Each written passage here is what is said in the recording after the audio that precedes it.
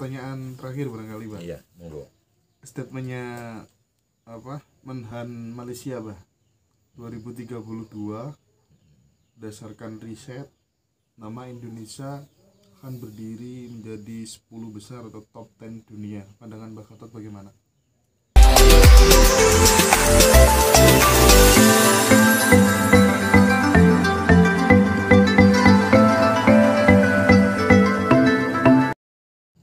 Oke, saya kok terus terang masih agak penasaran dengan itu, Mbak, statementnya beberapa sesepuh sepuh itu, raja-raja yang moksa di tanah Jawa berkumpul bersama. Itu barangkali bisa diperjelas lagi, kira-kira ngambil peran apa begitu beliau-beliau ini, Mbak. Tadi seperti yang saya sebutkan di awal, ada Patih Gajah Mada, Ratu Sima, Brawijaya dan lain sebagainya, ada Prabu Siliwangi. Itu monggo Mbak Gatot.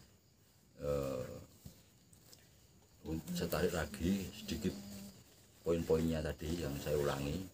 Jadi pada saat terjadinya dialog antara Sabto Polonoyo Genggong dengan Sesubakir, kita mempertanyakan di mana posisi bangsa Eropa kalau sudah masuk. Ini yang perlu dipertanyakan. Di pihak mana bangsa Eropa ini? Nah, di pihak kita, apa di pihak Sabto Palon, apa di pihak Sesubakir, atau punya dia ambil posisi sendiri, mengambil keuntungan dari dialog itu. Nah, ini yang perlu digali. Yang kedua, bahwa penghancuran Mojopahit ini merupakan titik kulminasi perubahan peradaban dari kosmogoni ke humanisme tadi. Nah, titik ini justru melanggar dari apa ya, kesempatan sendiri yang ternyata yang dimaksud dengan demi nilai kemanusiaan ini malah menghancurkan alam. Ini kan melanggar, sehingga sekarang ini manusia ini berhadapan dengan peradaban sendiri. Antara manusia dengan peradaban itu sekarang berhadapan, tarung. Jadi antara manusia dengan peradaban itu tarung, dengan buah dari peradaban itu, ya teknologi ini. Jadi di mana manusia itu sendiri lama-lama menjadi robot, diganti, dan apa ya, aktivitas kegiatan kerja manusia diganti robot jadi manusia, kan begitu kan? Ini kan terjadi, sudah agak jauh nih berlangsungnya, di mana tugas manusia diganti oleh mesin, digantikan oleh mesin, oleh robot. Katakanlah pengertian robot ini secara luas ya, semua teknologi itu robot yang menggantikan pekerjaan manusia, tambah lama tambah nemen, sehingga dikhawatirkan bisa kelak manusia jadi robot jadi manusia. Nah, ini kebingungan kita ini sebetulnya. Itu ada kekhawatiran seperti itu, jelas akan terjadi. Manusia jadi robot jadi manusia. Akan terjadi. Dan sekarang pun kita sebagian kita robot, sebagian kita ini. Dan robot sebagian jadi manusia. Ini tidak kita sadari. Jadi tentang mesin apa saja, teknologi itu merubah, karena kita kebablasan, manusia menjadi robot menjadi manusia dan berhadapan sekarang. Pengertiannya manusia akan dihancurkan oleh peradabannya sendiri. Jadi manusia akan dihancurkan oleh peradabannya sendiri. Nah, yang kedua tadi yang saya sebutkan tentang sumpah tadi, kita harus bersumpah dengan dasar Bhinneka Tunggal Ika. Bersumpah namanya sumpah Bhinneka Tunggal Ika, karena selama kita merdeka terus perpecahan itu tidak pernah berhenti, dan perpecahan itu pasti dikendalikan di bahasa asing, dan kita bahasa religius dengan bersumpah kita akan mematuhi sumpah itu, karena kita bahasa religius tidak berani melanggar sumpah itu. Nah, cuma sekarang ada enggak bahasa kita tidak berani bersumpah. Kekuatan sumpah untuk sekarang itu udah nggak ada ininya, Pak. Bagaimana supaya kuat kekuatan sumpah itu, ya. Cuma ada juga yang tidak berani untuk bersumpah Bhinneka Tunggal Ika. Ada kemudian tidak ada yang tidak berani karena dia maunya memecah belah, ingin memecah sehingga tidak berani bersumpah. Nah, lantas coba kalau pertanyaan tadi mengenai paranormal ya, kalau saya tidak mengerti, ya ngerti juga tapi tidak pernah mengalami para leluhur deteksi itu yang sudah muksa itu berkumpul. Nah sekarang kita lagi coba kita tarik lagi sedikit ke belakang tentang Demak Pajang Mataram. Dari kalau tadi disebutkan bahwa Demak ini awal masuknya dari Turki dengan Syekh Subagir tadi dari Siam. Nah, lantas ini kan banyak korban masuknya Turki itu, maka muncullah Pajang. Nah, ini kalau pernah saya dengar Pajang ini juga tokohnya dari sana juga, tapi mengontrol gerakan Syekh Subagir ini. Cocok kan enggak untuk diterapkan di Indonesia atau di Jawa? Nah, dilawan kan oleh kelompok dari Pajang ini yang disebut di dalam buku-buku legenda ya. Ini kelompoknya Syekh Siti Jenar, sehingga tumbang kelompok Turki ini di Demak tumbang. Nah, setelah dikuasai oleh Hadi Wijaya, murid Syekh Siti Jenar ini terus ditersisir oleh Mataram dan kelompoknya Sunan Kalijogo, maka terdapat kenetralan. Jadi yang akhirnya dianut oleh orang keraton di Solo Jogja sampai sekarang itu yang disebut dengan Kejawen itu kan itu kan. Ini yang menetralisir dari kelompok keras tadi. Nah, dari ini kita kembalikan lagi kepada dialog Satu Palon Genggong Syekh Subagir. Ya, akibat dari akan munculnya Satu Palon tadi dibicarakan oleh para leluhur yang muksa. Nah, Satu Genggong ini dideteksi oleh para ahli-ahli sejarah. Itu kemungkinan itu Resi Dwi Jendra. Sinten, Mbah? Resi Dwi Jendra. Resi Dwi Iya, Jendra. Resi Dwi Jendra ini masih keturunan dari Bu Barada, tapi pada Mojopahit akhir. Ini yang mendampingi Raja Mojopahit sebagai penasihat.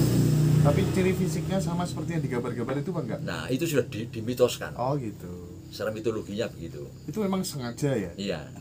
Jadi Resi Dwi Jendra ini resi yang sudah mumpuni, yang sudah mempunyai ilmu spiritual tinggi, sehingga digambarkan dia itu seperti Semar.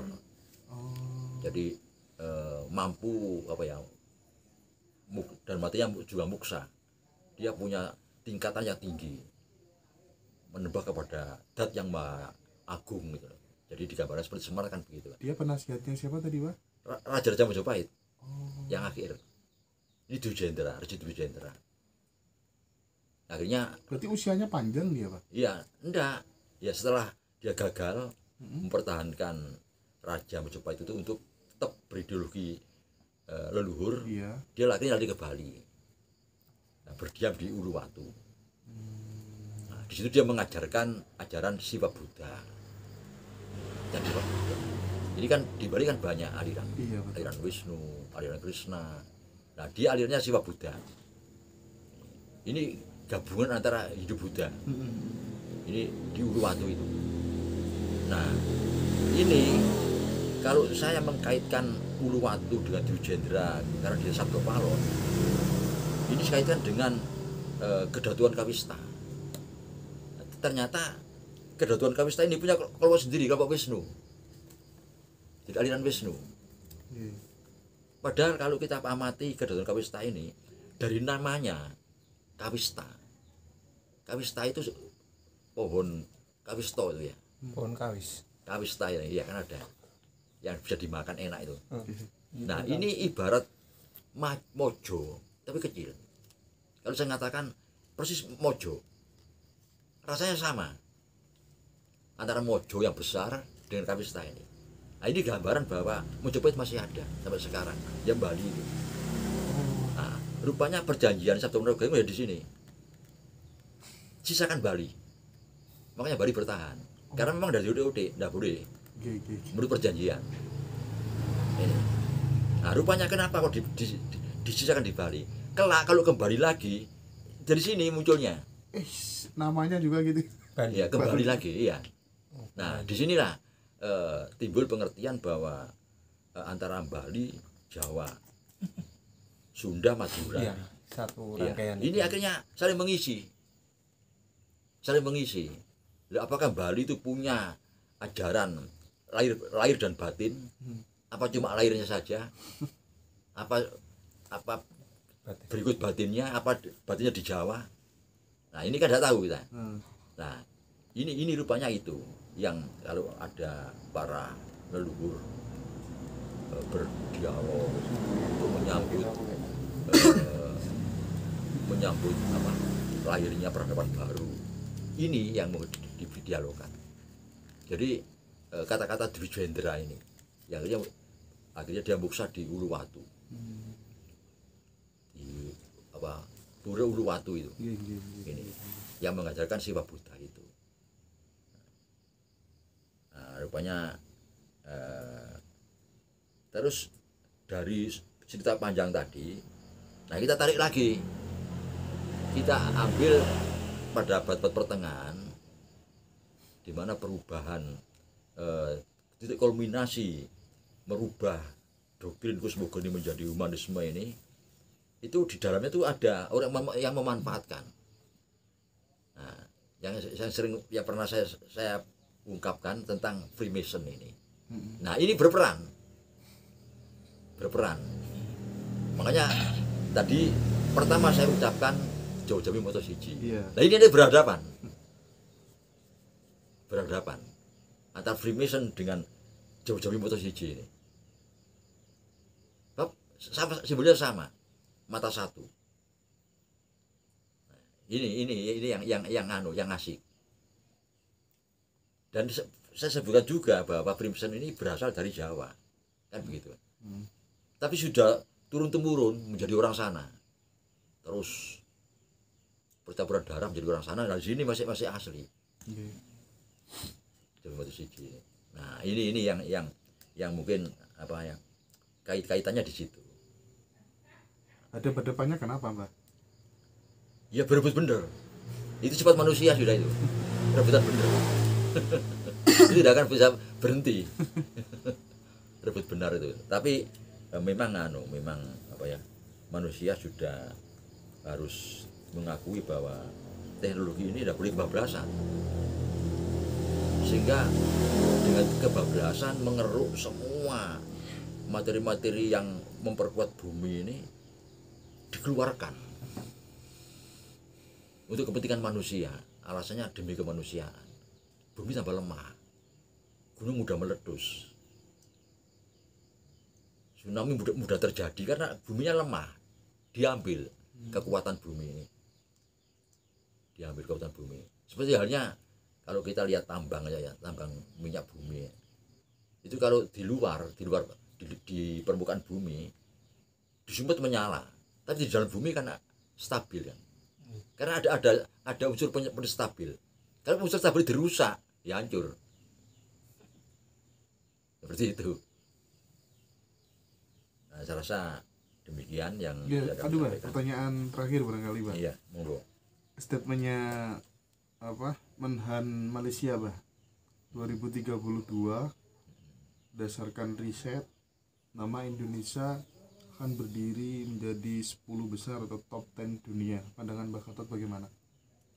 Ya, rupanya sama dengan kita dalam mengkajinya itu. Menganalisa kapan hari? Iya, jadi memang betul itu, betul. Cuma Indonesia ini di samping memang harus mempelopori kembalinya ke doktrin kosmogoni, juga mau sendiri. Kita pun tidak boleh keterlaluan untuk mengeruk kekuatan bumi ini, memperlemah bumi. Itu tidak boleh keterlaluan. Sesuai dengan kebutuhan kita aja, kebutuhan pangan kita ini. Nah, jadi sekali lagi dengan kembali ke alam kosmogoni, jadi tidak berarti menghambat perkembangan teknologi, enggak, tapi lebih selektif gitu, lebih selektif di dalam mengeruk kekayaan sumber daya alam ini, lebih selektif demi kepentingan bumi itu sendiri, ya berarti demi kebutuhan manusia sendiri. Jangan hanya karena alasan nilai kemanusiaan ini loh, Bab ini waduh kuat ini loh. Kalau orang demi manusia kemanusiaan, wah itu kuat sudah. Tapi tidak tahunya menghancurkan alam. Kan itu kan. Itu. Oke. Saya kira itu Mbak Hadat Iya. dialog kita pada kesempatan malam hari ini. Mudah-mudahan memberikan pencerahan bagi teman-teman kita semuanya. Sehat selalu Mbak Hadat. Ya. Rahayu. Rayu.